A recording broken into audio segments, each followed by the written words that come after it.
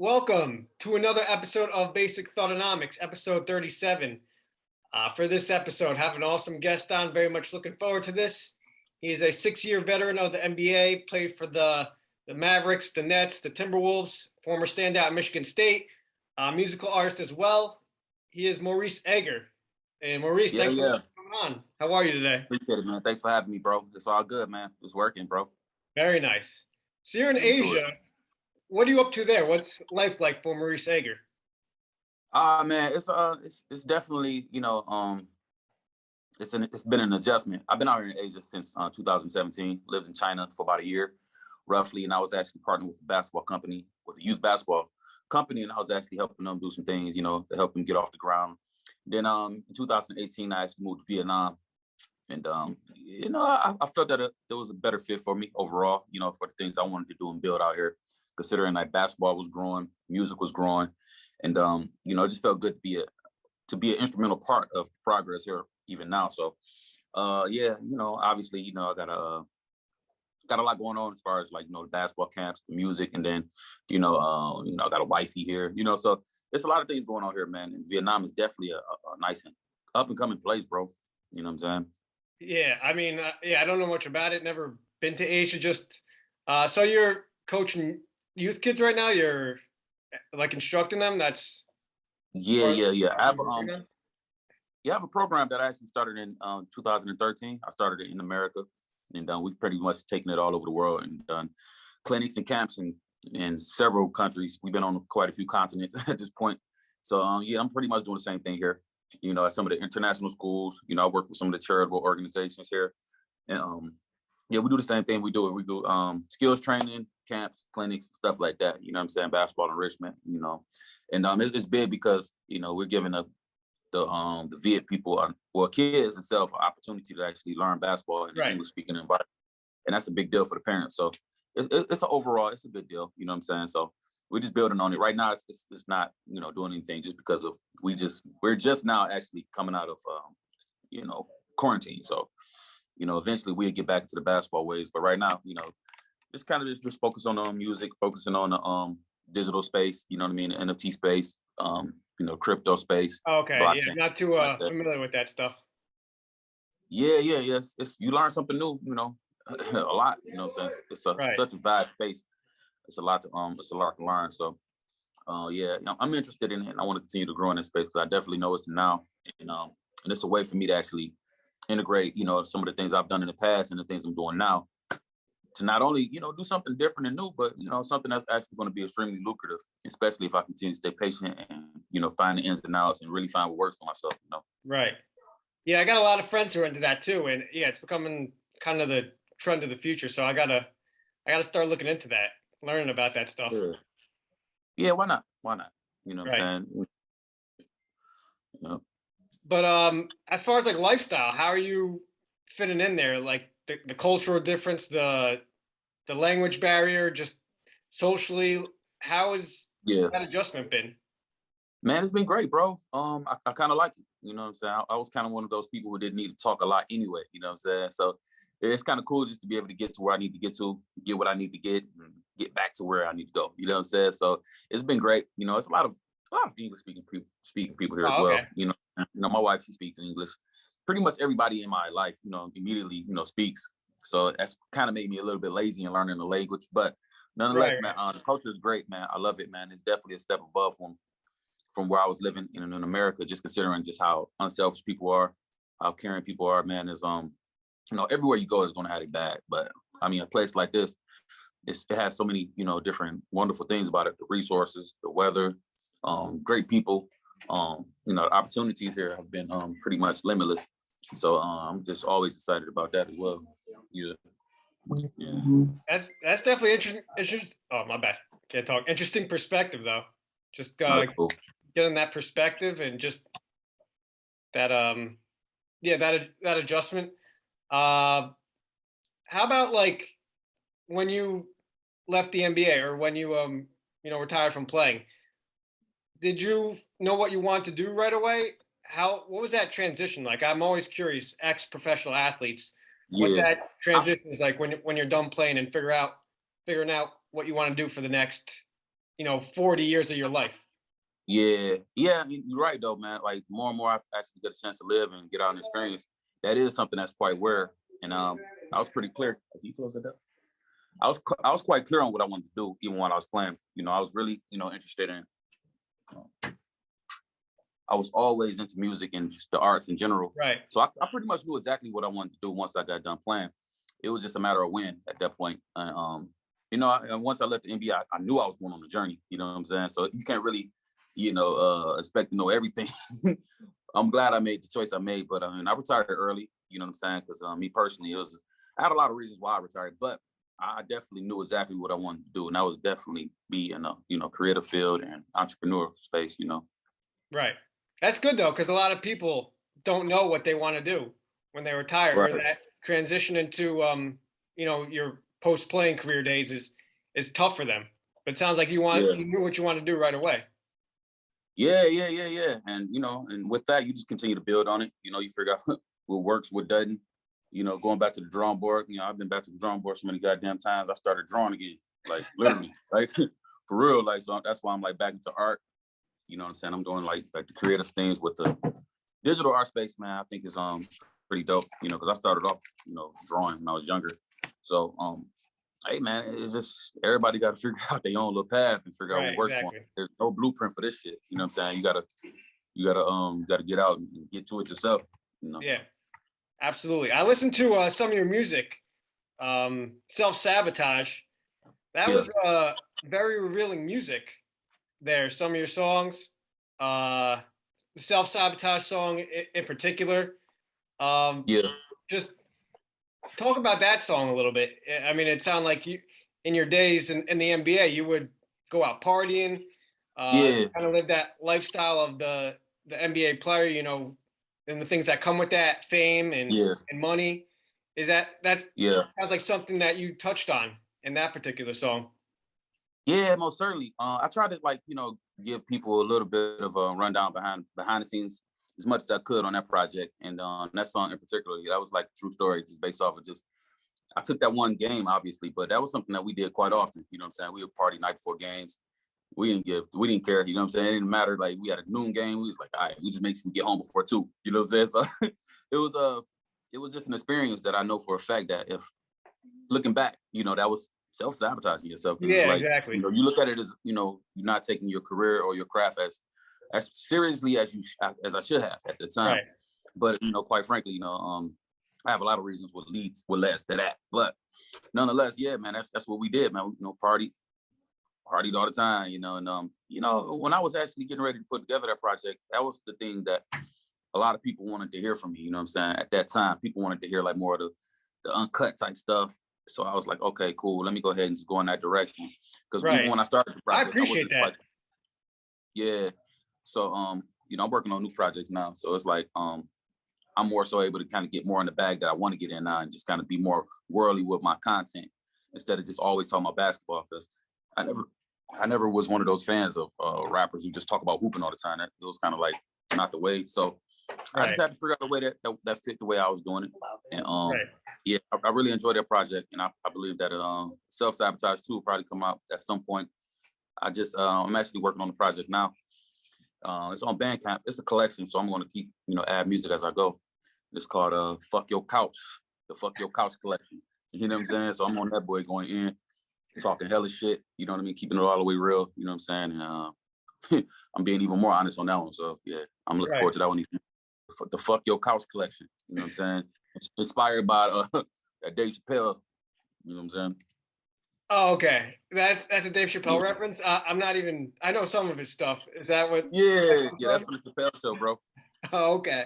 Yeah. All right. I was getting like kind of weird thoughts there, but yeah. Hey. Hey. It reminds you of that reminds me of a friend in another story too. So. Yeah. Hey, some people do fuck couches. It is. It's their life, man. Oh my God. Richard Pryor actually made a joke about that one time, man. He said, I think he went to the Playboy Mansion. He was like, yeah, man, the couches was sexy, man. I want to fuck the couch. I want to fuck the sofa.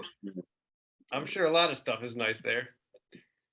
as far as your NBA career, it was, we I guess talked about it a little bit there. It was kind of brief, but what stood out to you most? Like, what are some of your most vivid memories? Who were some of the closest relationships you had playing in the league? Uh, Yeah, what kind of stands out to you from that 6-year period? I think for the most part, bro, just being able to get out and travel, see the Yeah, world, go to different places that I've never been before. You know what I'm saying? And more importantly, I think the relationships I was able to build throughout those years as well. I'm still cool with a lot of people I play with. You know what I'm saying? I still got good relationships in the NBA. So I think that's huge for me. So I think that's the most important thing for me. You know what I'm saying? And on top of that, definitely, I would say, just the opportunity to get my mom out of Detroit, man. I think that was probably one of the most important things as well. Being able to, help her, right. improve her situation and, and help family. I think by me just being drafted in the NBA, man, it just created so many avenues for other people to get, get to it. You know what I'm saying? When I got drafted to the Mavericks, man, I opened up a whole network for my friends as well. My friends were big on the party and the club scene. It was doing really well in Detroit. So, I opened up that network for them. So they end up coming down and doing some things and getting their rocks off. So it was more like it was like a residual effect for everybody, bro. And then on top of that, man, I would say this itself, man, getting drafted, bro. Like you spend your Oh, whole I'm sure life. that's a dream. Draft night, Yeah, first round pick. draft, bro. Yeah, that was everything, bro. I used to love watching the draft when I was a kid, man. And some of my greatest memories was watching certain people get drafted, like Stephon Marbury, man. I remember one time I saw him, like it was 96. I think I was in 7th grade, and he got drafted. And he started crying. Dog, for whatever reason, I started crying too. I felt it that much, bro. I was like, yeah, I want that feeling. Whatever. Yeah, I'm like, whatever he feel, whatever that shit making him cry. Like, cause at the time I didn't understand people crying because it was happy. Like, I'm from I'm just like, what the fuck is that? This nigga crying, he happy. So it's like, I'm like, yo, I want that feeling. So from that point on, I was like, yeah, I gotta get that. So yeah, I think that was it too. My first NBA start was against the my first televised NBA start nationally was against the Spurs. We played on TNT. And that was a big deal too, bro. Just watching up, growing up, watching, they TNT basketball when you're young and man, Marv to be Albert able to calling the game. Marv Albert, bro, and just inside the NBA, you know what I mean? So that was all monumental moments for me, bro. So on top of that, man, I enjoyed life, man. I actually enjoyed what came with the NBA life. I love the party. You know what I'm saying? I'm never ashamed of it. I've never been ashamed of it, even to this day. You know what I'm saying? I'm glad I did it. You did what I'm saying? So now I know, I'm not necessarily missing nothing. You did what I'm saying? Yeah. I know it comes with, so, all in all, man, yeah. I got a pension, you know what I'm saying? That's going to kick in at some point. You know what I'm saying? I would like to get that earlier, but yeah, the NBA was good, man. Nonetheless, bro, just having that on your resume, you can pretty much, go anywhere in the world, bro, and kind of make something and create something, man. And I recognize that, and I'm grateful for that every single day. What was it like? Some of your teammates, I think Vince Carter, some Hall of Famers you play with. Like, did you play with Jason Kidd? Nah. Okay, but what was it like playing with like Dirk and Vince Carter? What were those guys like? Some of the Hall of Famers. They were totally opposite. Dirk was more of a just basketball. Like I don't think he did anything other than play basketball. You know what I'm saying? He was just 1,000,000% basketball. Hardest worker. I tell everybody this all the time. Hardest working pro I've seen and been around. Even after games, he's getting us shots, bro. Real talk. Like after the game, he's working on his balance. He's doing something. And it was truly inspiring to see that work ethic. Even during that time period where I was, I was feeling the way I was feeling about basketball, but I still respected the fact that he was an all-star, Hall of Famer guy, and he was constantly in the gym. You did what I'm saying? Oh yeah. And then Vince Carter. I feel like if you're that good, you gotta work at it constantly. I feel like Kobe was the same way, constantly in the gym, constantly working. Yeah, and he was a good guy, man. That's my guy. Like he was really friendly, cracked a lot of jokes. He's just one of those guys. He's a smart ass. You know what I'm saying? He looks like so it was cool. We got along. It was all right. It was all good. I like Dirk. Then Vince Carter, that's just my homie. That's my boy, man. Vince, I used to destroy him in practice, bro. He never wanted to see me in practice, bro. I used to give him a lot of buckets. maximum buckets. You know what I'm saying? And yeah, and for Vince, man, I think he was my party partner, bro. Like we, Really? that was one of my, Vinsanity. yeah, Vince was the party. We used to go, whiskey warriors. You know what I'm saying? Really? I wouldn't think that about Vince. What? Yeah. Yeah. As far as your time at Michigan State, you had a great career there too. Couple of things I want to bring up. I went back and watched the 2005 Elite Eight game versus Kentucky. That was a hell of a game.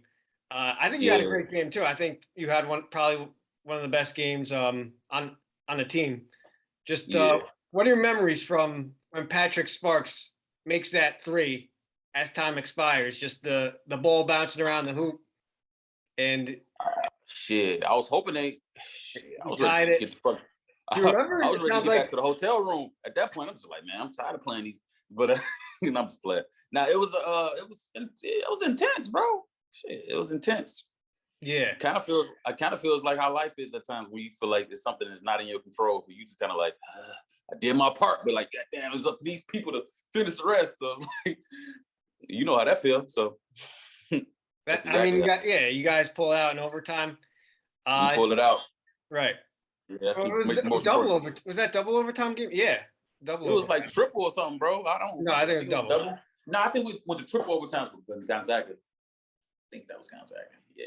Oh, that game was fun, bro. That game was too much fun, man. I had some great memories from that. I remember like it was yesterday, and it was beating Kentucky and Duke in one weekend, man. Nobody's done that. Right. You did. Yeah, a couple of the blue bloods in the game. Yeah, so some of those things we got to highlight because they like to forget about it sometimes, but we did that. How about the next game, the Final Four game versus North Carolina? You guys had a great first half. You killed it. I think you were up 7 at halftime. What are your recollections of that game? What do you think happened in the second half that you guys couldn't keep it up? Just thoughts on that game versus North Carolina. First, I think the whole team was an NBA team at that time. Marvin Williams, Sean May. I think he had 7 first-round draft picks. They made the adjustments. Quite frankly, to be completely honest, one of our best players, our second leading scorer, was injured. Allen Anderson. He had he was playing on an injury that was pretty severe. Yeah, he wasn't able to actually get busy. Considering like, yeah, man, it's like we needed everybody. You know what I'm saying? And AA, he couldn't do what he do. You know what I'm saying? He had 0 points against North Carolina. That ain't gonna cut it. You know what I'm saying? I'm not blaming it on him. I'm just saying, if he had been healthy, I think we would have won. He killed it first half. Yeah, who knows how he was healthy. Just what's that like also playing in the Final Four? I'm always curious. I always want to ask that environment of playing in a stadium full of 60, 70,000 people. Just what's that like compared to just a regular tournament game? It was funny because it kind of gives you that vibe. Have you ever been to the pool for the first time when you was little, the indoor pool? It just kind of smelled different. You're like, what the fuck? Like this is hitting. It kind of gave me that type of vibe. I'm like, yo, this is a different court. Like It feels way more crispier. This right here, I like this. 5 was so crispy. And for me, man, it was the springtime. That's when I really started hooping when it started getting warm outside. Oh, it's when it started working around. My vibes turned all the way up. So to make it that deep in the tournament, bro, it was just like it was fire, bro. I ain't gonna lie. I liked it a lot, man. And it was even dope that I did my thing too. So that made it even better. Yeah, you were like trying to keep the team in it in the second half. I think you were the only one making shots in the second half. You made a couple. Yeah, I don't remember. Yeah, that might be the case. It might be the case. I have to look at it again. Yeah, no, I actually went back, watched it. So you were carrying the team in the second half, but it was just, I think, too much firepower from North Carolina. Yeah, they woke up, man. But, they won it all, so. Yeah, they did win it all. So at least you lost to the champion. Just what was your relationship like with Tom Izzo? We had a great relationship, definitely. You know what I'm saying? It was definitely a good relationship. I feel like he had a great deal of respect for me for many reasons. I respected him. he pretty much, stuck by his word, throughout our whole entire basketball career there at Michigan State. He was really hard on us for sure. You know what I'm saying? Real hard. But yeah, it was a good relationship, man. I'm grateful to play with a coach like him, just because, he taught me a lot, about the world, bro. Like, just how shit really is. You know what I'm saying? And I think I carried that more than anything. You know what I'm saying? Outside of the toughness that we get from basketball, that helps translate into life. Of course. Yeah. Just his coaching style, and had a former running back on the podcast, Antoine Smith, played up with Bill Belichick, and I feel like Izzo's kind of from the same school. Like, he's runs a strict program. He's going to be hard on you. He might call you out. He might embarrass you in front of people. Was that kind of his style? He was just really tough on you. Would call you out. Oh, yeah. To be honest. He embarrassed plenty of people, plenty of times, all the time. Yeah, that was definitely, yes, 100%. And you were fine with that? You never 1,000%. Huh? You were fine with that? Didn't take it personally? You were It made me mad. Style? We got mad at times. I wasn't fine with it all the time. But, right. It was always a challenge, for me. Like, even once he, decided he wanted to go there, I would go where I needed to go. And it ended up working out, because when I got pissed, that's when I started cooking even more. So it worked. It was a motivational tactic that worked on me. It don't work for everybody. Right. I feel like in today's world, it's a lot more sensitive. You kind of got to be caring and more nurturing to some of these student athletes, and even some of the pro athletes. Just definitely. Yeah. Nah, they wouldn't have survived in that era when Izzo was really still fresh and a little bit young. He a little older now, so he like, hey, man, right. Yeah, you know what I'm saying? Back then, man, whew, I can see the difference now. I'm like, damn, he really nice to these guys, man. Like, well, I still think he's got that fire. I don't know if you remember 2 years ago in the tournament, he went like right at Aaron Henry in the middle of a timeout. He got in his face. Do you remember seeing that? He still get it in, but it ain't like it used to be. I know that for sure. Right. How about your relationships with Shannon Brown, Alan Anderson? You still keep in touch with them? Yeah, I spoke to them, both of them a few months ago. Last I checked, Shannon was in Atlanta, and Alan, he's still in Las Vegas doing his thing. They both playing in the Big Three, so that's a positive for them. Yeah. So yeah, they're going through the transitional phases in life, man, just like anybody else. I think that I was, blessed enough to be able to kind of make transitions early.